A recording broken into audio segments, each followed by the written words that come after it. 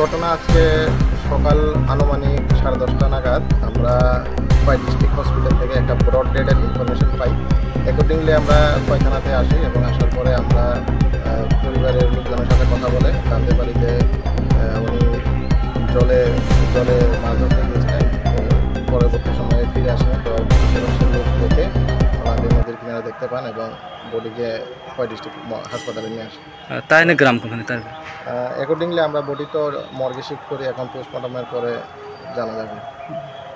কোনো কোনো জানা গেছে না, এখন পর্যন্ত কোনো জানা যায়নি, পোস্টমর্টমের পরে জানা যাবে। তার নাম কি না? ডিসিসের নাম হচ্ছে গিরেন্দ্র পাল, বয়স 48, বাবার নাম মৃত নরেশ পাল, উত্তর চেবরি, বাড়ি থানা খোয়াই। স্যার পরিচয় তুমি? আমার নাম Shubhankar Debbarma, sub inspector police Khowai থানা। ঠিক আছে।